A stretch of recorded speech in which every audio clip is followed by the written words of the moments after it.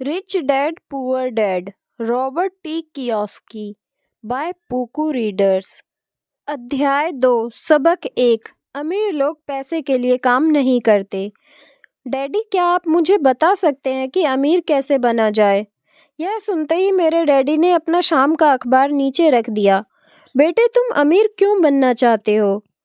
क्योंकि आज जिमी की मम्मी अपनी नई कैडलिक कार में आई और वे लोग पिकनिक पर अपने समुद्र तट वाले घर पर जा रहे थे।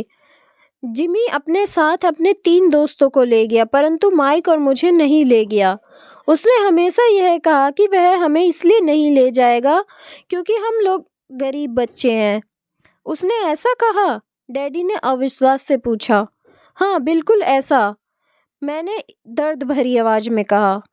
डैडी ने अपना सिर हिलाया, नाक तक चश्मे को चढ़ाया और फिर अखबार पढ़ने लगे। मैं उनके जवाब का इंतजार करता रहा।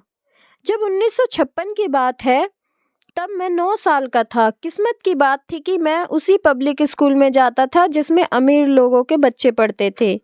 हम शुगर प्लांटेशन के कस्बे में रहते थे। प्लांटेशन के मैनेजर और कस्बे के बाकी अमीर लोग जैसे डॉक्टर, बिजनेसमैन और बैंकर अपने बच्चों को पहली कक्षा से 6ठी क्लास तक इसी स्कूल में भेजते थे। 6ठी क्लास के बाद बच्चों को प्राइवेट स्कूल में भेजा जाता था। अगर मेरा परिवार सड़क के दूसरे छोर पर रह रहा होता तो मुझे अलग तरह के स्कूल में भेजा जाता, जहां मेरे जैसे परिवारों के बच्चे पढ़ते थे।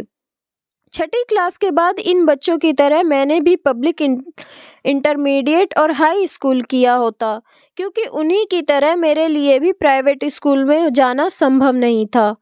मेरे डैडी ने आखिर अखबार को रख दिया। मुझे पता था कि वे क्या सोच रहे थे। उन्होंने धीमे से शुरुआत की। अगर तुम अमीर बनना चाहते हो तो तुम्हें पैसे बनाना सीखना चाहिए। मैंने पूछा, मैं पैसे बनाना किस तरह सीख सकता हूँ? अपने दिमाग के इस्तेमाल से, उन्होंने मुस्कुराते हुए कहा। जिसका असली मतलब यह था, बस मैं तुम्हें इतना ही बता सकता हूँ, या मैं इसका जवाब नहीं जानता, इसलिए मुझे तंग मत करो।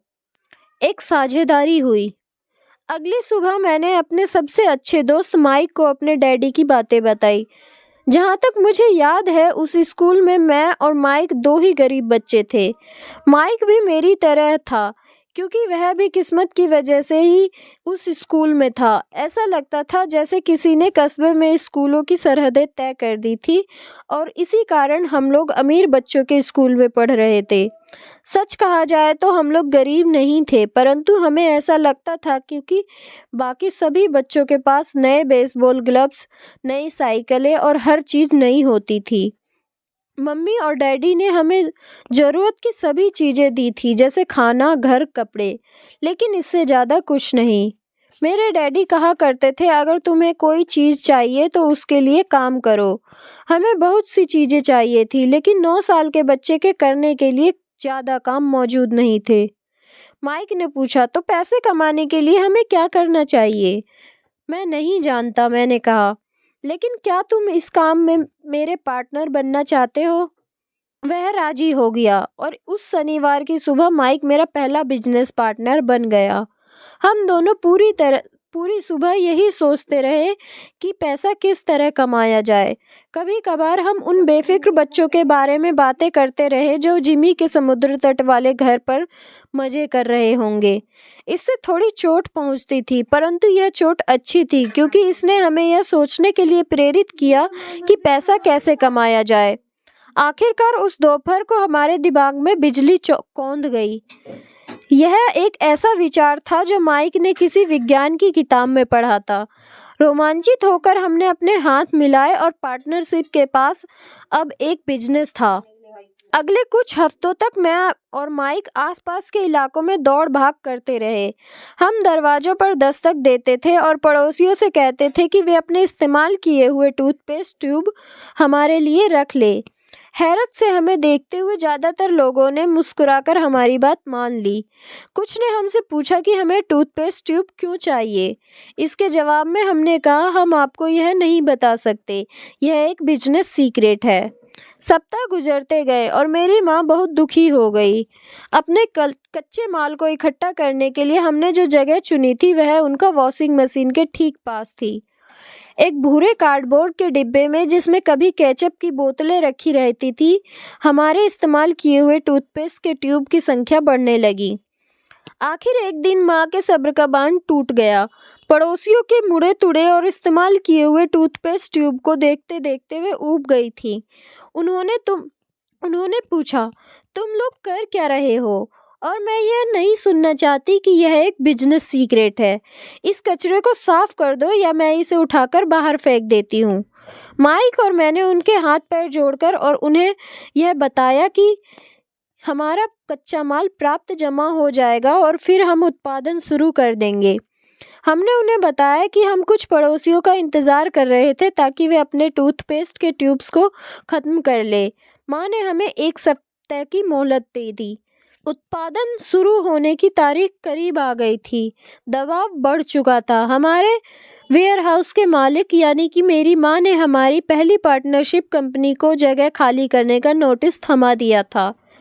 अब माइक का काम यह था कि वह पड़ोसियों को अपने टूथपेस्ट जल्दी ख़त्म करने के लिए कहे और साथ में यह भी जोड़ दे कि दांत के डॉक्टरों का कहना है कि दिन में 2 बार ब्रश करना चाहिए। मैं उत्पादन की प्रक्रिया को ठीक ठाक करने में जुट गया। एक दिन मेरे डैडी अपने एक दोस्त के साथ कार में बैठकर पोर्च में आए और उनके आश्चर्य का ठिकाना नहीं रहा जब उन्होंने वहां 9 साल के 2 बच्चों को उत्पादन की प्रक्रिया में पूरी गति से जुटे देखा। हर जगह बारीक सफ़ेद पाउडर बिखरा हुआ था। एक लंबी मेज पर स्कूल से लाए गए दूध के छोटे कार्टन थे और हमारे परिवार की हिबाची ग्रिल लाल दहकते कोयले के साथ अधिकतम गर्मी पर जल रही थी। डैडी सावधानी से चलकर हमारे करीब आए। चूंकि हमारे उत्पादन की प्रक्रिया ने पोर्च पर करना कर लिया था, इसलिए उन्हें कार बाहर ही खड़ी करनी पड़ी। जब वे और उनके दोस्त पास आए तो उन्होंने कोयले के ऊपर रखा एक स्टील का बर्तन देखा जिसमें टूथपेस्ट के ट्यूब पिघल रहे थे। उन दिनों टूथपेस्ट प्लास्टिक के ट्यूब्स में नहीं आते थे। ट्यूब्स शीशे के बने होते थे। एक बार पेंट जल जाने पर हम ट्यूब्स के स्टील के बर्तन में को डाल देते थे ताकि वह पिघलकर द्रव रूप में आ सके। इस पिघले हुए शीशे को हम छोटे छेद वाले दूध के कार्टनों में डाल रहे थे। दूध के इन कार्टनों में प्लास्टर ऑफ पेरिस भरा था। हर तरफ फैला सफ़ेद पाउडर प्लास्टर ही था जिसमें हमने पानी मिलाया था। जल्दबाजी में मैंने उसके बैग को गिरा दिया था और पूरी ज़मीन ऐसी लग रही थी जैसे वहाँ अभी अभी बर्फ़ का तूफान आया हो। दूध के कार्टन भारी बक्से थे जिसके भीतर प्लास्टर ऑफ पेरिस के सांचे थे। मेरे डैडी और उनके दोस्त हमें देखते रहे और हम पिघले हुए शीशे को प्लास्टर ऑफ पेरिस के ट्यूब के ऊपर से छोटे से छेद में डालते रहे। संभल कर, मेरे डैडी ने कहा। मैंने बिना सिर उठाए हामी भर दी। आखिरकार जब शीशे को डालने का काम खत्म हो गया तो मैंने स्टील के बर्तन को नीचे रख दिया और फिर अपने डैडी की तरफ देखकर मुस्कुराया। उन्होंने हल्की मुस्कान के साथ पूछा, तुम लोग कर क्या रहे हो? हम वही कर रहे हैं जो आपने बताया था, हम अमीर बनने जा रहे हैं, मैंने कहा। हाँ, माइक ने सिर को हिलाते हुए और मुस्कुराते हुए कहा, हम दोनों पार्टनर हैं। डैडी ने पूछा, और इन प्लास्टर के सांचों में क्या है? देखिए, मैंने कहा, इसमें एक बहुत अच्छी चीज़ है। छोटे हथौड़े से मैंने सील को ठोका जिससे बाहरी खोल टूट गया। सावधानी से मैंने ऊपर के आधे प्लास्टर को हटाया और जस्ते का एक सिक्का बाहर आ गया। हे भगवान, मेरे डैडी ने कहा, तो तुम लोग जस्ते के सिक्के डाल रहे थे? बिल्कुल सही, माइक ने कहा। हम वही कर रहे थे जैसा आपने हमसे कहा था। हम पैसा बना रहे थे। मेरे डैडी के दोस्त जोर जोर से हंसने लगे। मेरे डैडी भी मुस्कुराए और उन्होंने अपना सिर हिलाया। उनके सामने आग और टूथपेस्ट की ट्यूब्स के बक्से के साथ सफ़ेद धूल में लिपटे हुए 2 बच्चे खड़े थे जो इस कान से उस कान तक खुलकर मुस्कुरा रहे थे। उन्होंने हमसे कहा कि हम सब कुछ छोड़कर उनके साथ चलें और घर के सामने वाली सीढ़ी पर बैठे। मुस्कुराते हुए उन्होंने हमें जालसाजी शब्द का मतलब समझाया। हमारे सपने धराशायी हो गए थे। तो आपका मतलब है कि यह गैरकानूनी है? माइक ने कांपती आवाज में पूछा। छोड़ो भी, डैडी के दोस्त ने कहा। हो सकता है कि बच्चे अपनी जन्मजात प्रतिभा को विकसित कर रहे हों। मेरे डैडी उन्हें घूरते रहे। हाँ, यह गैरकानूनी है, डैडी ने नरमी से कहा। परंतु तुम लोगों ने यह साबित कर दिया कि तुम्हें बहुत ज़्यादा रचनात्मकता और मौलिक विचार है। इसी तरह आगे बढ़ते रहो, मुझे तुम पर गर्व है। निराश होकर माइक और मैं तकरीबन 20 मिनट तक चुपचाप अपना सिर पकड़कर बैठे रहे। इसके बाद हमने सारा अटाला साफ करना शुरू किया। पहले ही दिन हमारा बिजनेस चौपट हो गया था। पाउडर साफ करते हुए मैंने माइक की ओर देखा और कहा, मुझे लगता है जिमी और उसके दोस्त ठीक कहते हैं, हम सचमुच गरीब हैं। जब मैंने यह कहा तब डैडी बस जाने ही वाले थे। बच्चों, उन्होंने कहा, तुम गरीब तभी कहलाओगे जब तुम लोग हार मान लोगे। सबसे महत्वपूर्ण चीज़ यह है कि तुमने कुछ किया। ज़्यादातर लोग केवल अमीर बनने के बारे में बातें करते हैं और उसके सपने देखते रहते हैं। तुमने कुछ किया है। मुझे तुम दोनों पर गर्व है। मैं एक बार फिर से यही कहूँगा, आगे बढ़े चलो, हार मत मानो। माइक और मैं खामोश खड़े रहे। ये शब्द सुनने में अच्छे थे, परंतु हमें यह पता नहीं था कि हमें क्या करना चाहिए। तो ऐसा क्यों है डैडी कि आप अमीर नहीं हैं? मैंने पूछा। क्योंकि मैंने एक स्कूल टीचर बनने का फैसला किया था। स्कूल के टीचर अमीर बनने के बारे में नहीं सोचते, हम सिर्फ पढ़ाना पसंद करते हैं। काश कि मैं तुम लोगों की मदद कर सकता, परंतु हकीकत में मैं यह नहीं जानता कि दौलत कैसे कमाई जाती है। माइक और मैं पलटे और अपनी सफाई अभियान में जुट गए। डैडी ने कहा, अगर तुम लोग यह सीखना ही चाहते हो कि अमीर कैसे बना जाता है तो मुझसे मत पूछो। माइक, तुम अपने डैडी से यह सवाल पूछो। मेरे डैडी? माइक ने हैरानी से कहा। हाँ, तुम्हारे डैडी, मेरे डैडी ने मुस्कुराकर दोहराया। तुम्हारे डैडी और मेरा बैंकर एक ही है और वह तुम्हारे डैडी की बहुत तारीफ करता है। उसने मुझे कई बार यह बताया कि मैं पैसा बनाने में तुम्हारे डैडी का कोई जवाब नहीं है। मेरे डैडी? माइक ने एक बार फिर हैरानी से पूछा। फिर ऐसा क्यों है कि स्कूल के अमीर बच्चों की तरह हमारे पास शानदार कार और आलीशान बंगला नहीं है? शानदार कार और आलीशान बंगले के होने का यह मतलब नहीं होता कि आप निश्चित रूप से अमीर हैं। आप पैसे बनाने की कला जानते हैं, डैडी ने जवाब दिया। जिमी के डैडी शुगर प्लांटेशन में काम करते हैं। उनमें और मुझ में ज़्यादा फर्क नहीं है। वे एक कंपनी के लिए काम करते हैं और मैं सरकार के लिए। कंपनी उन्हें कार खरीद कर दे देती है। इस समय शक्कर की कंपनी आर्थिक संकट में फंसी हुई है और जिमी के डैडी के पास जल्द ही कुछ नहीं बचेगा। तुम्हारे डैडी अलग है, माइक। ऐसा लगता है कि वे एक साम्राज्य बनाने जा रहे हैं और मेरा अंदाज है कि कुछ ही सालों में वे बहुत अमीर बन जाएंगे। यह सुनकर माइक और मैं एक बार फिर रोमांचित हो गए। नए उत्साह से हमने अपने डूबे हुए व्यवसाय के कचरे को साफ करना शुरू किया। जब हम सफाई कर रहे थे तो हमने यह भी योजना बना ली कि कब और कैसे माइक के डैडी से बात की जाए। समस्या यह थी कि माइक के डैडी बहुत ज़्यादा काम करते थे और देर रात तक घर नहीं लौटते थे। माइक के डैडी के पास कई वेयरहाउस, कंस्ट्रक्शन कंपनी, स्टोर्स की श्रृंखला और 3 रेस्तरां थे। रेस्तरां के कारण ही उन्हें घर लौटने में देर हो जाती थी। सफाई खत्म करने के बाद माइक बस पकड़कर अपने घर चला गया। वह अपने डैडी से बात करने वाला था, चाहे वे कितनी ही देर से घर लौटे, और उनसे पूछने वाला था कि क्या वे हमें अमीर बनने की तरकीब सिखाने के लिए तैयार हैं। माइक ने मुझसे वादा किया कि जैसे ही वह अपने डैडी से बात कर लेगा वह मुझे फ़ोन करेगा, चाहे कितनी ही देर क्यों ना हो जाए। फ़ोन रात को 8:30 बजे आया। ओके, अगले शनिवार, मैंने कहा और फ़ोन रख दिया। माइक के डैडी माइक और मुझसे मिलने के लिए तैयार हो गए थे। शनिवार की सुबह 7:30 बजे मैंने शहर के दूसरे हिस्से में जाने के लिए बस पकड़ी और सबक शुरू हुए। मैं तुम्हें 1 घंटे के 10 सेंट दूंगा। 1956 की तनख्वाह के हिसाब से भी 10 सेंट प्रति घंटे का वेतन कम था। माइकल और मैं सुबह 8 बजे उसके डैडी से मिले। वे पहले से ही व्यस्त थे। उनके पास 1 घंटे से भी ज़्यादा का काम मौजूद था। जब मैं उनके साधारण छोटे और साफ कमरे के सामने पहुंचा तो मैंने देखा कि उनका कंस्ट्रक्शन सुपरवाइजर अपने पिकअप ट्रक में वहां से जा रहा था। माइक मुझे दरवाजे पर ही मिल गया। डैडी अभी फ़ोन पर हैं और उन्होंने कहा कि हम लोग पीछे के पोर्च में उनका इंतज़ार करें। माइक ने दरवाज़ा खोलते हुए कहा।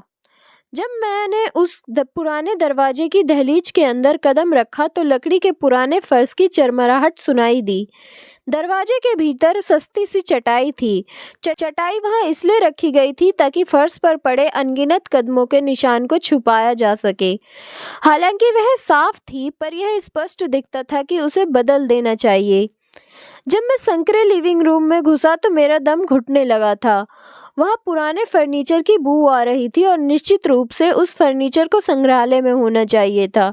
सोफे पर दो महिलाएं बैठी थी जिनकी उम्र मेरी माँ से थोड़ी ज़्यादा होगी। महिलाओं के सामने एक पुरुष मजदूरों के कपड़ों में बैठा हुआ था।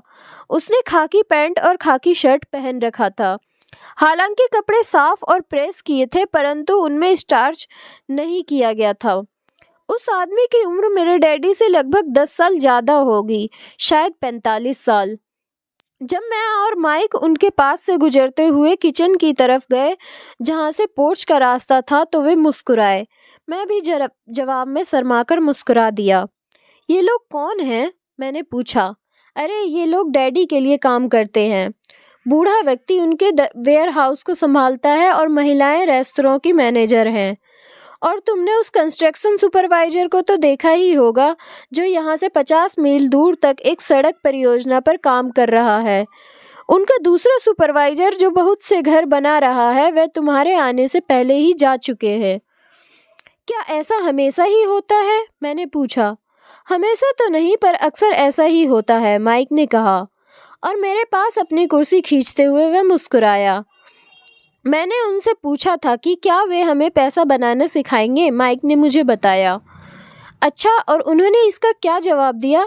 मैंने सावधानीपूर्ण उत्सुकता से पूछा।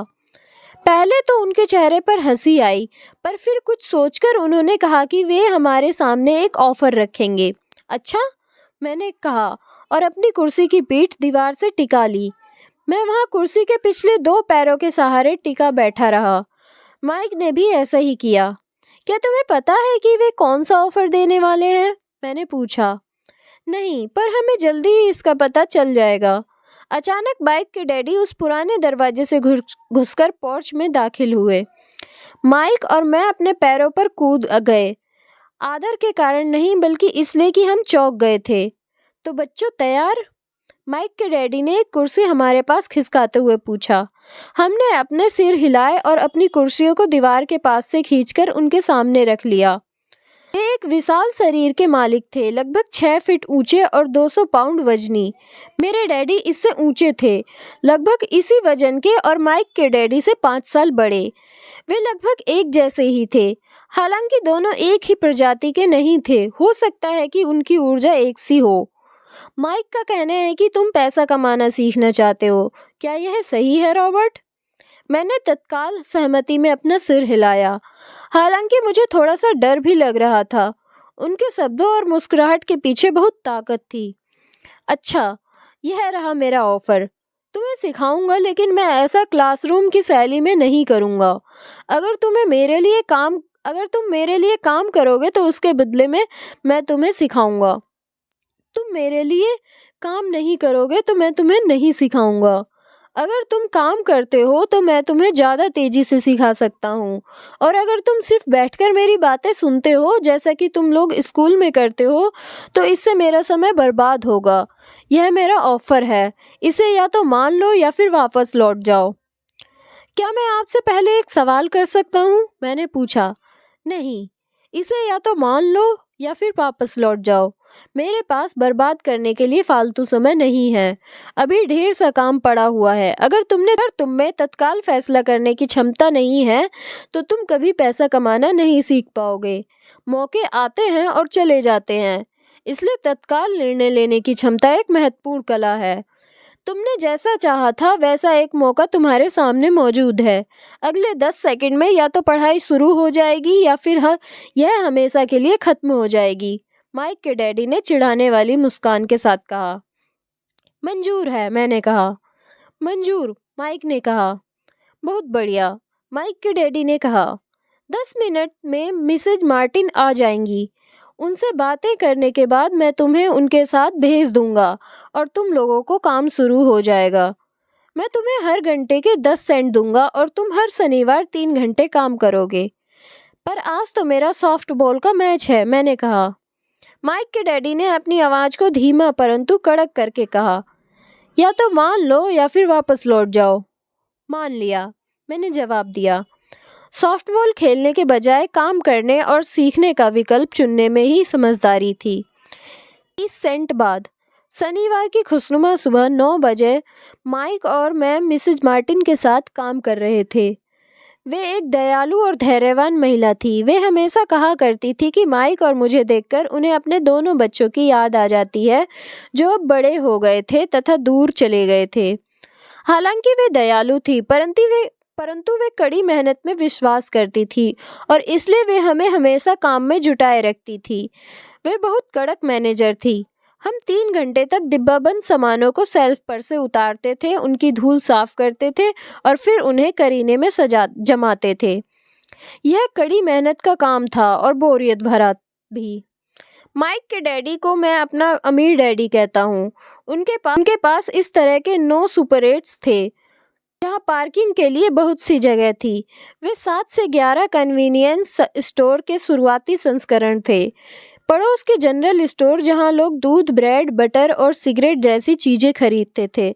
समस्या यह थी कि हवाई में एयर कंडीशनिंग नहीं थी और गर्मी के कारण स्टोर अपना दरवाजा बंद नहीं कर सकते थे। स्टोर के दोनों ओर दरवाजों को पूरा खुला रखा जाता था ताकि सड़क और पार्किंग की जगह सामने दिखती रहे। जब भी कोई कार पार्किंग में आती थी तो उसके साथ धूल का गुब्बारा भी आता था जो स्टोर में घुसकर डिब्बों पर जम जाता था। इसलिए हम लोगों की नौकरी तभी तक चलती जब तक कि एयर कंडीशनिंग नहीं हो जाती। 3 हफ्तों तक माइक और मैं मिसेज मार्टिन के पास जाकर 3 घंटे तक काम करते रहे। दोपहर तक हमारा काम खत्म हो जाता और वे हम में से हर एक के हाथ में 3 छोटे सिक्के डाल देती थी। उस समय 50 के दशक में 9 साल की उम्र में भी 30 सेंट कमाने में कोई खास खुशी नहीं थी। तब कॉमिक्स की कीमत 10 सेंट हुआ करती थी, इसलिए मैं अपनी कमाई को कॉमिक्स पर खर्च कर देता था और घर लौट जाता था। चौथे हफ्ते के बुधवार तक मैंने काम छोड़ने का मन बना लिया था। मैं सिर्फ इसलिए काम करने के लिए तैयार हुआ था क्योंकि मैं माइक के डैडी से पैसा कमाना सीखना चाहता था। इसलिए मैं 10 सेंट प्रति घंटे की गुलामी कर रहा था। और सबसे बड़ी बात तो यह थी कि उस पहले शनिवार के बाद से मैंने माइक के डैडी को देखा तक नहीं था। मैं काम छोड़ रहा हूँ, मैंने लंच के समय माइक से कहा। स्कूल लंच बड़ा निराशाजनक था। स्कूल भी उबाऊ था और अब तो मेरे पास शनिवार भी नहीं थे जिसका मैं इंतजार कर सकूं। परंतु 30 सेंट के कारण मुझे धक्का पहुंचा था। एक बार माइक मुस्कुराया। तुम किस बात पर हंस रहे हो? मैंने गुस्से और कुंठा में पूछा। डैडी ने कहा था ऐसा ही होगा। उन्होंने कहा था कि जब तुम काम छोड़ने का फैसला कर लो तब वे तुमसे मिलना चाहेंगे। क्या? मैं आवेश में पूछा। क्या वे मेरे उकता जाने का इंतजार कर रहे थे? कुछ, माइक ने कहा। मेरे डैडी जरा अलग किस्म के हैं। उनके सिखाने का तरीका तुम्हारे डैडी के पढ़ाने के तरीके से बिल्कुल अलग है। तुम्हारे मम्मी डैडी बहुत बातें करते हैं। दूसरी तरफ मेरे डैडी बहुत कम बोलते हैं। तुम सिर्फ इस शनिवार तक इंतजार कर लो। मैं उन्हें बता दूंगा कि तुमने काम छोड़ने का फैसला कर लिया है। इसका मतलब यह है कि मेरे साथ नाटक खेला गया है? नहीं, ऐसा नहीं हुआ है, पर शायद हो सकता है डैडी शनिवार को इसके बारे में समझाएंगे। शनिवार को लाइन में लगकर इंतजार करते हुए मैं उनका सामना करने के लिए तैयार था, यहाँ तक कि मेरे असली डैडी भी उनसे नाराज थे। मेरे असली डैडी, जिन्हें मैं गरीब डैडी कहता हूँ, यह मानते थे कि मेरे अमीर डैडी बाल श्रम कानूनों का उल्लंघन कर रहे थे और इस पूरे मामले की जांच होनी चाहिए। मेरे पढ़े लिखे गरीब डैडी ने मुझसे यह कहा कि मैं सही तनख्वाह मांगूं, कम से कम 25 सेंट प्रति घंटा। मेरे गरीब डैडी ने मुझसे कहा कि अगर मेरी तनख्वाह नहीं बढ़ती है तो मुझे तत्काल नौकरी छोड़ देनी चाहिए। और वैसे ही तुम्हें उस घटिया काम की कोई ज़रूरत नहीं है, मेरे गरीब डैडी ने झल्ला कर कहा। शनिवार को सुबह 8 बजे मैं एक बार फिर माइक के घर उसी पुराने दरवाजे के अंदर घुस रहा था। कुर्सी पर बैठो और लाइन में इंतज़ार करो, माइक के डैडी ने मेरे घुसते ही कहा।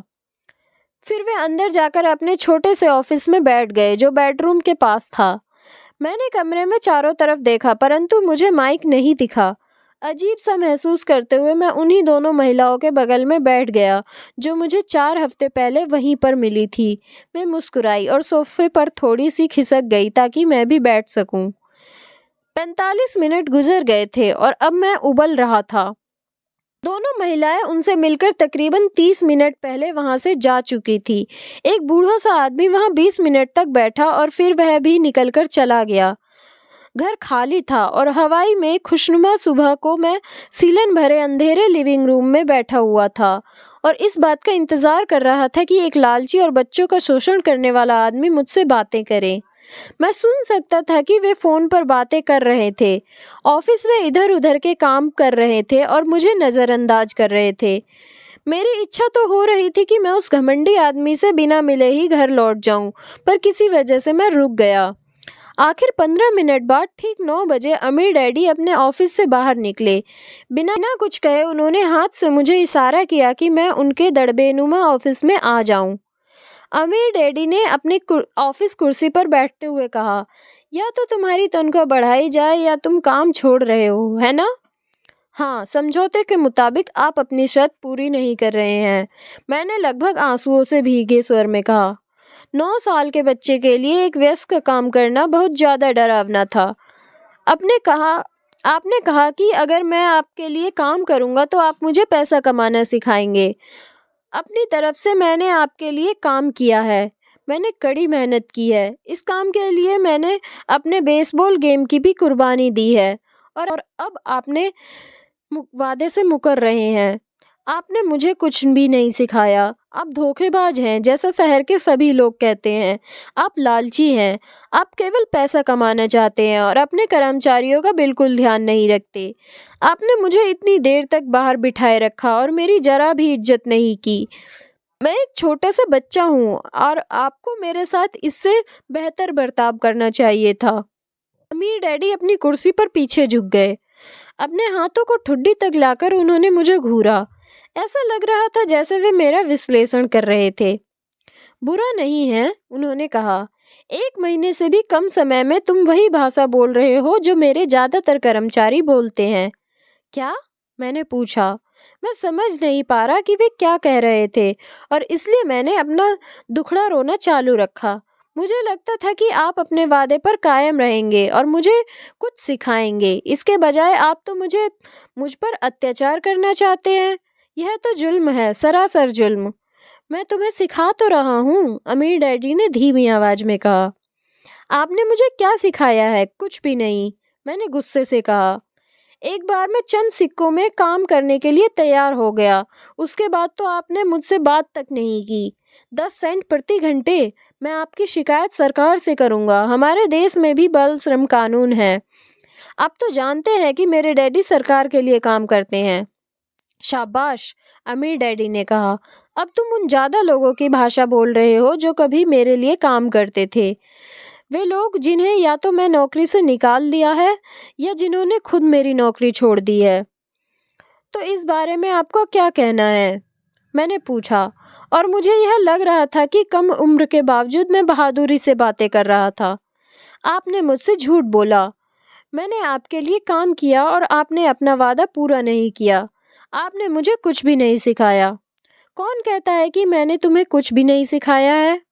मेरे अमीर डैडी ने शांति से कहा। मैंने 3 हफ्ते तक काम किया और इस बीच आपने सिखाना तो दूर मुझसे कभी बात तक नहीं की, मैंने व्यंग भरे अंदाज में कहा। क्या सीखने का मतलब केवल भाषण या बातचीत ही होता है? अमीर डैडी ने पूछा। और क्या, मैंने जवाब दिया। इस तरह से वे तुम्हें स्कूल में सिखाते हैं, उन्होंने मुस्कुराकर कहा। परंतु जिंदगी तुम्हें इस तरह नहीं सिखाती और मेरा यह मानना है कि जिंदगी सबसे बढ़िया टीचर होती है। ज्यादातर वक्त जिंदगी आपसे बातें नहीं करती, यह एक तरह से आपको धक्का देती है। हर धक्के के जरिए जिंदगी आपसे कहती है जाग जाओ, मैं तुम्हें कुछ सिखाना चाहती हूँ। यह आदमी कैसी बेसिर पैर की बातें कर रहा है, मैंने अपने आप से पूछा। जिंदगी अगर मुझे धक्का देती है तो इसका मतलब यह है कि जिंदगी मुझसे बातें करती है। अब मैं जान चुका था कि मुझे यह काम तत्काल छोड़ देना चाहिए। मैं किसी ऐसे आदमी से बातें कर रहा था जो पागल था, जिसे ताले में बंद रखने की जरूरत थी। अगर तुम जिंदगी के सबक सीखते हो तो इससे तुम्हें बहुत ज्यादा फायदा होगा। अगर तुम ऐसा नहीं करते हो तो जिंदगी तुम्हें लगातार धक्के देती रहेगी। लोग दो चीजें करते हैं, कुछ लोग जिंदगी के धक्कों को सहन करते चले जाते हैं, बाकी लोग गुस्सा हो जाते हैं और को जिंदगी धक्का दे देते हैं। परंतु वे धक्का देते हैं अपने बॉस को, अपने काम को, अपनी पत्नी या पति को। वे यह नहीं जानते कि जिंदगी उन्हें धक्का दे रही है। मैं नहीं जानता था कि वे किस बारे में बात कर रहे थे। जिंदगी हम सबको धक्के मारती है। कुछ लोग हार मान लेते हैं, बाकी के लोग लड़ते हैं। कुछ लोग सबक सीख लेते हैं और आगे बढ़ जाते हैं। वे जिंदगी के धक्कों का स्वागत करते हैं। इन गिने चुने लोगों के लिए इसका यह मतलब होता है कि उन्हें कुछ नया सीखना चाहिए। वे सीखते हैं और आगे बढ़ जाते हैं। ज्यादातर लोग छोड़ देते हैं और कुछ लोग तुम्हारी तरह लड़ते भी हैं। अमीर डैडी खड़े हो गए और उन्होंने टूटी फूटी खिड़की को बंद कर दिया। अगर तुम यह सबक सीख लेते हो तो तुम एक समझदार, अमीर और सुखी युवक बन सकते हो। अगर तुम यह नहीं सीखते हो तो तुम जिंदगी भर अपनी समस्याओं के लिए अपनी नौकरी, कम तनख्वाह या अपने बॉस को कोसते रहोगे। तुम हमेशा ऐसे बड़े मौकों को उम्मीद करते रहोगे जो आए और तुम्हारी आर्थिक समस्याओं को सुलझा दे। अमीर डैडी ने मेरी तरफ देखा कि क्या मैं अब भी उनकी बात सुन रहा हूँ। उनकी आंखें मेरी आंखें से मिली। हम एक दूसरे की तरफ देखते रहे और हमारी आंखों के बीच संप्रेषण की धाराएं बहने लगी। आखिर जब मैं उनके संदेश का मतलब समझ गया था तो मैंने अपनी नजरें झुका ली। मैं जान गया था कि वे सही थे। मैं उन्हें दोषी ठहरा रहा था, जबकि सीखने की जिद मेरी ही थी। मैं फालतू में ही लड़ रहा था। अमीर डैडी ने आगे कहा, अगर आप इस तरह के आदमी हैं जिसमें हिम्मत नहीं है तो आप जिंदगी के हर थपेड़े के सामने हार मान जाते हैं। अगर आप इस किस्म के आदमी हैं तो आप जिंदगी भर सुरक्षित खेल खेलते रहेंगे, सही चीजें करते रहेंगे और किसी ऐसे वक्त का इंतजार करते रहेंगे जो आने वाला नहीं है, और फिर आप एक बोरिंग बुढ़े की तरह मर जाएंगे। आपके बहुत से दोस्त होंगे जो आपकी सिर्फ इसलिए तारीफ करेंगे क्योंकि आप एक मेहनती और भले आदमी हैं। आपने अपनी जिंदगी सुरक्षित खेल खेलने और सही चीजें करने में गुजार दी, परंतु सच बात तो यह है कि आपने जिंदगी के थपेड़े के सामने घुटने टेक दिए। आप खतरा मोल लेने की कल्पना तक से डरते हैं। हकीकत में तो आप जीना चाहते हैं, परंतु आपके लिए हारने का डर जीतने के रोमांचक से ज्यादा ताकतवर साबित हुआ। अंदर से आप और केवल आप जान पाएंगे कि आपने कभी जीतने की कोशिश नहीं की। आपने सुरक्षित खेल खेलने का विकल्प चुना। हमारी नजरें एक बार फिर मिली। 10 सेकंड तक हम एक दूसरे की तरफ देखते रहे और एक बार फिर मैंने तभी नजरें हटाई जब मैं उनकी बात को मतलब समझ गया। आप मुझे धक्का दे रहे थे? मैंने पूछा। कुछ लोग ऐसा कह सकते हैं। अमीर डैडी मुस्कुराए। मैं तो यही कहूँगा कि मैं तुम्हें जिंदगी का स्वाद चखा रहा था। कैसा स्वाद? मैंने पूछा। मैं अब भी गुस्सा था, परंतु अब मेरी जिज्ञासा भी जाग गई थी। अब मैं सीखने के लिए भी तैयार था। तुम दोनों ऐसे पहले लोग हो जिन्होंने मुझसे पैसा बनाने की कला सीखने का आग्रह किया। मेरे पास 150 से भी ज्यादा कर्मचारी हैं, पर उनमें से एक ने भी मुझसे पैसा कमाने की कला के बारे में कभी नहीं पूछा। वे मुझसे नौकरी मांगते हैं, तनख्वाह मांगते हैं, परंतु पैसा बनाने की कला नहीं सीखना चाहते। जो ज्यादातर लोग इसी तरह अपनी जिंदगी के सबसे बेहतरीन साल पैसे के लिए काम करने में बर्बाद कर देंगे और आखिर तक यह कभी नहीं समझ ही नहीं पाएंगे कि दरअसल वह किसके लिए काम कर रहे हैं। मैं पूरा ध्यान लगाकर उनकी बात सुनता रहा। तो जब माइक ने मुझसे कहा कि तुम पैसा कमाने की कला सीखना चाहते हो, तो मैंने एक ऐसा कोर्स तैयार किया जो असली जिंदगी के करीब था। मैं बोलते बोलते थक जाता, परंतु तुम कभी मेरी बात का मतलब नहीं समझ पाते। इसलिए मैंने यह फैसला किया कि तुम्हें जिंदगी के थपेड़े का स्वाद चखा दिया जाए, ताकि तुम मेरी बात सुन भी सको और समझ भी सको। इसी कारण मैंने तुम्हें 1 घंटे के 10 सेंट दिए थे। तो 10 सेंट प्रति घंटा काम करने के बाद मैंने क्या सबक सीखा? मैंने पूछा।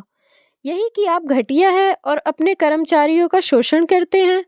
अमीर डैडी अपनी कुर्सी पर पीछे की तरफ झुकते हुए जोर से हंसने लगे। जब उनकी हंसी बंद हुई तो उन्होंने कहा, अच्छा होगा अगर तुम अपना सोचने का नजरिया बदल लो। मुझे समस्या मत मानो, मुझे दोष देना छोड़ दो। अगर तुम सोचते हो कि तुम्हारी समस्या मैं हूं तो तुम्हें मुझे बदलना होगा। इसके बजाय अगर तुम्हें यह लगता है कि तुम्हारी समस्या तुम खुद हो, तो तुम खुद को बदल सकते हो, सीख सकते हो और ज़्यादा समझदार बन सकते हो। ज़्यादातर लोग चाहते हैं कि दुनिया का हर आदमी बदल जाए, बस हम खुद ही ना बदलें। मैं तुम्हें यह बता दूं कि किसी दूसरे को बदलने से ज़्यादा आसान यह है कि हम खुद को बदल लें। मैं आपकी बात ठीक से समझ नहीं पाया, मैंने कहा। अपनी समस्याओं के लिए मुझे दोष देना छोड़ दो, अमीर डैडी ने अधीरता से कहा। पर आपने मुझे सिर्फ 10 सेंट का ही वेतन दिया, तो तुमने क्या सीखा? अमीर डैडी ने मुस्कुराकर पूछा। यही कि आप घटिया हैं, मैंने शरारत भरी मुस्कान के साथ कहा। अच्छा, तो तुम यह सोचते हो कि मैं समस्या हूँ? अमीर डैडी ने कहा। वो तो आप है ही। खैर खैर इसी तरीके से सोचते रहो और तुम जिंदगी भर कुछ नहीं सीख पाओगे। अगर तुम्हारा नजरिया यही है कि समस्या मैं हूं, तो तुम्हारे पास क्या विकल्प रह जाते हैं? अगर आप मेरी तनख्वाह नहीं बढ़ाते या मुझे ज्यादा इज्जत नहीं देते तो मैं काम छोड़कर चला जाऊंगा। ठीक कहा, अमीर डैडी ने कहा। और ज्यादातर लोग यही करते हैं, वे काम छोड़कर चले जाते हैं और दूसरी नौकरी की तलाश करते हैं, जहां उन्हें बेहतर मौके और ज्यादा अच्छी तनख्वाह मिले। उन्हें यह गलतफहमी होती है कि नई नौकरी या ज्यादा तनख्वाह से उनकी समस्या सुलझ सकती है। ज्यादातर मामलों में ऐसा नहीं होता। तो समस्या किस तरह सुलझ सकती है? मैंने पूछा। 10 सेंट प्रति घंटे के हिसाब से तनख्वाह लेकर मुस्कुराते हुए। अमीर डैडी मुस्कुराए। यही बाकी के लोग करते हैं। वे यह जानते हुए भी कम तनख्वाह में काम करते हैं, क्योंकि नौकरी छूट जाने पर उनका और उनके परिवार का पेट कैसे भरेगा। इसलिए मन मसोस कर वे नौकरी करते हैं और यह सोचकर तनख्वाह बढ़ाने का इंतजार करते हैं कि ज्यादा पैसा आने से समस्या सुलझ जाएगी। ज्यादातर लोग ऐसा ही सोचते हैं और कड़ी मेहनत करते हुए दूसरी नौकरी भी कर लेते हैं, परंतु उसमें भी उन्हें तनख्वाह कम ही मिलती है। मैं फर्श को घूरता रहा। अब मैं अमीर डैडी के सबक को समझने लगा था। मुझे यह एहसास हो गया था कि यह जिंदगी का स्वाद है। आखिरकार मैंने ऊपर की ओर देखा और अपना सवाल दोहराया, तो फिर यह समस्या किस तरह सुलझेगी? इस सवाल के जवाब में अमीर डैडी ने मुझे यह बेशकीमती नजरिया दिया कि उन्हें अपने कर्मचारियों और मेरे गरीब डैडी से अलग करता था, और जिसकी बदौलत वे हवाई के सबसे अमीर आदमी बनने वाले थे, जबकि मेरे पढ़े लिखे गरीब डैडी जिंदगी भर पैसे की तंगी से जूझने वाले थे। यह एक अद्भुत नजरिया था जिसने मेरी जिंदगी का नक्शा ही बदल दिया। अमीर डैडी ने बार बार मुझे यह नजरिया याद दिलाया, जिसे मैं पहला सबक कहूँगा। गरीब और मध्य वर्गीय लोग पैसे के लिए काम करते हैं, अमीरों के लिए पैसा काम करता है। मेरे गरीब डैडी ने जो शिक्षा मुझे दी थी, शनिवार को उस खुशनुमा सुबह में उससे बिल्कुल अलग नजरिया सीख रहा था। 9 साल की उम्र में मैं यह समझ गया था कि दोनों ही डैडी चाहते थे कि मैं सीखूं। दोनों ही डैडी मुझे पढ़ने के लिए प्रेरित करते थे। फर्क सिर्फ इतना था कि दोनों के सुझाए विषय अलग अलग थे। मेरे पढ़े लिखे डैडी चाहते थे कि मैं वही करूं जो उन्होंने किया था। बेटे, मैं चाहता हूं कि तुम मेहनत से पढ़ो, अच्छे नंबर लाओ, ताकि तुम्हें किसी बड़ी कंपनी में सुरक्षित नौकरी मिल सके। और यह अच्छी तरह देख लो कि इसमें बहुत से दूसरे लाभ हों। मेरे अमीर डैडी चाहते थे कि मैं यह सीखूं कि पैसे कैसे काम करता है, ताकि इससे अपने लिए काम करवा सकूं। यह सबक मुझे जीवन भर उनके मार्गदर्शन में सीखना था, न कि किसी क्लासरूम में। मेरे अमीर डैडी ने मेरा पहला सबक जारी रखा। मैं खुश हूँ कि तुम 10 सेंट प्रति घंटे के हिसाब से काम करने का गुस्सा हो। अगर तुम गुस्सा नहीं हुए होते तो तुम ऐसा खुशी खुशी करते रहते, तो मैं तुम्हें साफ कह देता कि मैं तुम्हें नहीं सिखा सकता। यह जान लो कि सच्ची शिक्षा में ऊर्जा, प्रबल भावना और जबरदस्त इच्छा की जरूरत होती है। गुस्से उस फॉर्मूले का एक बहुत बड़ा हिस्सा है, क्योंकि प्रबल भावना में गुस्से और प्रेम का समन्वय होता है। जब पैसे की बात आती है तो ज्यादातर लोग सुरक्षित रास्ता खोजते हैं, इसलिए प्रबल भावना उन्हें राह नहीं दिखा पाती। उन्हें राह दिखाता है उनका डर। तो क्या इसलिए वे कम तनख्वाह पर काम करने के लिए राजी हो जाते हैं? मैंने पूछा। हाँ, अमीर डैडी ने कहा। कुछ लोग कहते हैं कि मैं लोगों का शोषण करता हूँ, क्योंकि मैं उन्हें उनकी तनख्वाह नहीं देता जितनी उन्हें अगर प्लांटेशन या सरकार की तरफ से मिलती है। मैं यही कहना चाहता हूँ कि लोग खुद अपना शोषण करते हैं। डरते वे हैं, मैं नहीं। पर क्या आपको नहीं लगता कि आपको उन्हें ज़्यादा तनख्वाह देनी चाहिए? मैंने पूछा। मुझे ज़्यादा देने की ज़रूरत ही नहीं है, और इसके अलावा ज़्यादा पैसे मिलने से उनकी समस्या नहीं सुलझेगी। अपने डैडी को ही देख लो। वे बहुत सा पैसा कमाते हैं और फिर भी वे अपने बिलों का भुगतान नहीं कर पाते। दुनिया में ऐसे बहुत से लोग हैं जिन्हें अगर ज़्यादा पैसा मिल जाए तो वे ज़्यादा कर्ज में डूब जाएंगे। तो इसी कारण आपने मुझे 10 सेंट प्रति घंटा की तनख्वाह दी? मैंने मुस्कुराकर पूछा। यह सबक का हिस्सा था। बिल्कुल सही, अमीर डैडी ने मुस्कुराकर कहा। देखो, तुम्हारे डैडी स्कूल गए और उन्होंने बहुत बढ़िया शिक्षा इसलिए हासिल की ताकि उन्हें अच्छी तनख्वाह वाली नौकरी मिल सके, जो उन्हें मिल गई। परंतु उनके पास आज भी पैसे की तंगी है। ऐसा इसलिए है क्योंकि उन्होंने स्कूल में पैसे के बारे में कुछ भी नहीं सीखा, और सबसे बड़ी बात यह है कि वे पैसे के लिए काम करने में भरोसा करते हैं। और आप नहीं करते? मैंने पूछा। नहीं, सच पूछा जाए तो नहीं, अमीर डैडी ने कहा। अगर तुम पैसे के लिए काम करना सीखना चाहते हो तो स्कूल में ही रहो। यह सीखने के लिए उससे बढ़िया जगह कोई नहीं है। परंतु अगर तुम यह सीखना चाहते हो कि पैसा तुम्हारे लिए किस तरह काम करे, तो यह मैं तुम्हें सिखा सकता हूँ। परंतु तभी जब तुम यह सीखना चाहो। क्या हर कोई यह नहीं सीखना चाहता? मैंने पूछा। नहीं, अमीर डैडी ने कहा। सिर्फ इसलिए क्योंकि पैसे के लिए काम करना ज़्यादा आसान है, खासकर तब जब पैसे के बारे में आपकी मूल भावना डर हो। मैं समझ नहीं पाया। मैंने त्योरियां चढ़ाकर कहा। उसकी चिंता फिलहाल मत करो। अभी इतना ही समझ लो कि डर के कारण ही ज़्यादातर लोग अपनी नौकरी कर रहे हैं। अपने बिलों का भुगतान ना कर पाने का डर, नौकरी से निकाल दिया जाएगा इस बात का डर, पर्याप्त पैसा ना होने का डर, एक बार फिर से शुरू करने का डर। यह किसी व्यवसाय को सीखने और पैसे के लिए काम करने की कीमत है। ज़्यादातर लोग पैसे के गुलाम बन जाते हैं और फिर वे अपने बॉस पर अपनी भड़ास निकालते हैं। तो आपकी नज़र में पैसे से अपने लिए काम करवाना एक बिल्कुल अलग विषय है? मैंने पूछा। बिल्कुल, अमीर डैडी ने जवाब दिया। बिल्कुल। शनिवार की उस खुशनुमा सुबह हवाई में हम लोग चुपचाप बैठे रहे। मेरे दोस्त उस समय लिटिल लीग बेसबॉल गेम शुरू कर ही रहे होंगे, पर किसी वजह से मैं खुश था कि मैंने 10 सेंट प्रति घंटे के हिसाब से काम करने का फैसला किया था। मुझे लगा कि मैं कुछ ऐसा सीखने जा रहा था जो मेरे दोस्त स्कूल में कभी नहीं सीख पाएंगे। सीखने के लिए तैयार? अमीर डैडी ने पूछा। बिल्कुल, मैंने दांत निकाल कर कहा। मैंने अपना वादा निभाया है। मैं तुम्हें दूर बैठे बैठे भी सिखाया है। अमीर डैडी ने कहा। 9 साल की उम्र में तुम्हें इस बात का पता चल चुका है कि पैसे के लिए काम करना कैसा होता है। आपने अपने पिछले महीने को 50 सालों से गुणा कर लो और तुम्हें इस बात का अंदाजा हो जाएगा कि ज़्यादातर लोगों की ज़िंदगी किस तरह गुजरती है। मैं समझ नहीं पाया। मैंने कहा। जब तुम मुझसे मिलने के लिए लाइन में इंतज़ार कर रहे थे तो तुम्हें कैसा लग रहा था? एक बार नौकरी के लिए और दूसरी बार तनख्वाह बढ़ाने के लिए। भयानक, मैंने कहा। अगर तुम पैसे के लिए काम करने का विकल्प चुनते हो तो ज़्यादातर लोगों के लिए ज़िंदगी का मतलब यही होता है, अमीर डैडी ने कहा।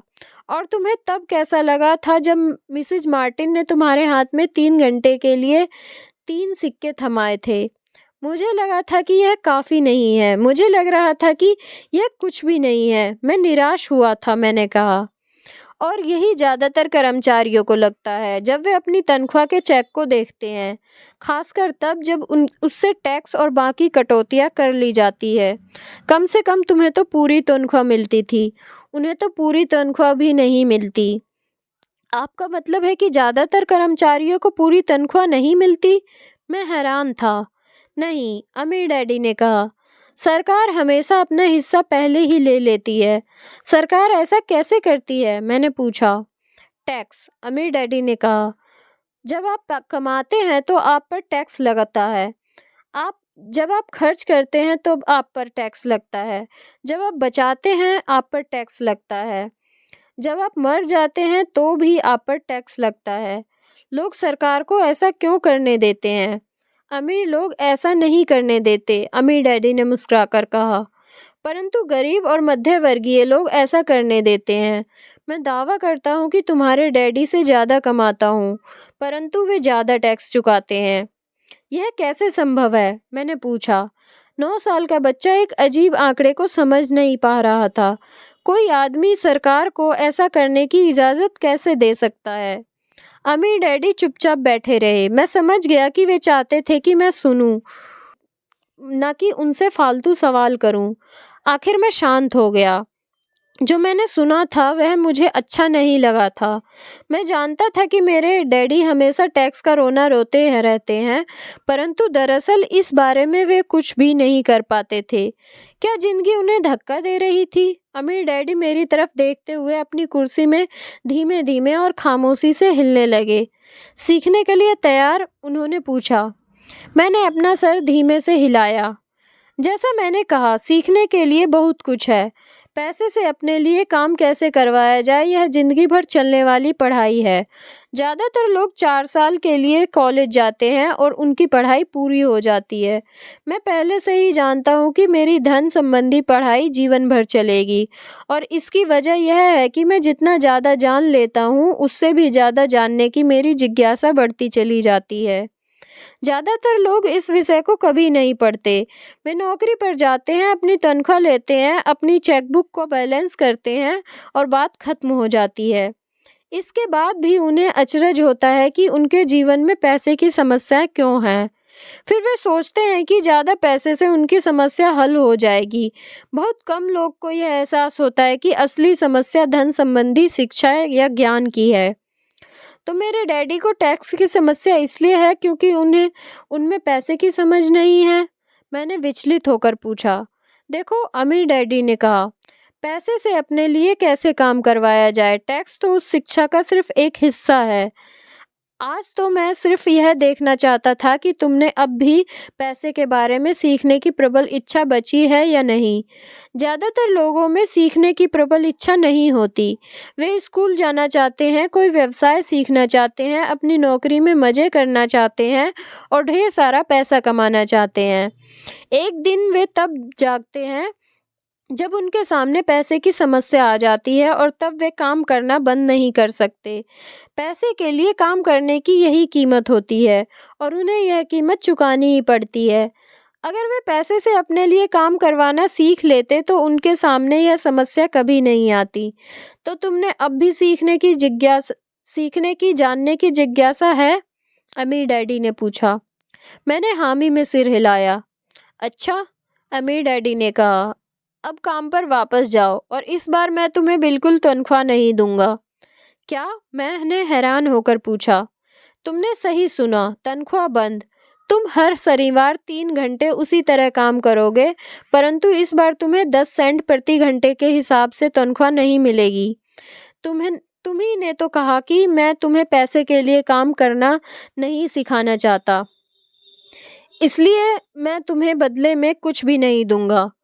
मुझे अपने सुने हुए शब्दों पर भरोसा नहीं हो रहा था। मैंने माइक से पहले ही बात कर ली है, वह पहले से ही काम कर रहा है, मुफ्त में डिब्बों की सफाई कर रहा है और उन्हें करीने में जमा रहा है। अब तुम भी जल्दी से जाकर काम में जुट जाओ।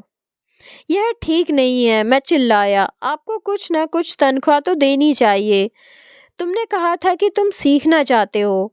अगर तुम इस बात को अभी नहीं सीख पाओगे तो तुम भी उन्हीं दो महिलाओं और बूढ़े आदमी की तरह बन जाओगे जो मेरे लिविंग रूम में बैठे थे।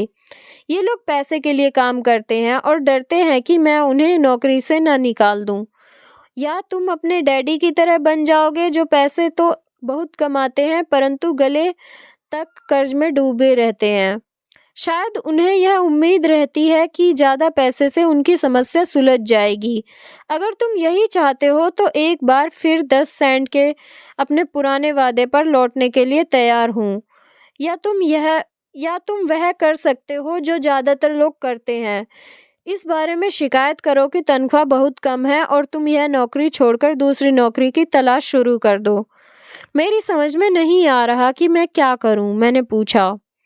अमीर डैडी ने अपने सिर पर उंगली रखी। इसका इस्तेमाल करो, उन्होंने कहा। अगर तुम इसका सही इस्तेमाल करोगे तो तुम मुझे जल्दी ही इस बात के लिए धन्यवाद दोगे कि मैंने तुम्हें मौका दिया और एक दिन तुम बहुत अमीर आदमी बन जाओगे। मैं वहाँ यह सोचते हुए खड़ा था कि मुझे कितना घटिया विकल्प दिया जा रहा है। मैं यहाँ अपनी तनख्वाह बढ़ाने आया था और अब मुझे मुफ्त में काम करने के लिए कहा जा रहा है। अमीर डैडी ने एक बार अपनी उंगली को सिर अमीर डैडी ने एक बार फिर अपनी उंगली को सिर पर रखा और कहा, इसका इस्तेमाल रखो। अब यहाँ से जाओ और अपने काम में जुट जाओ।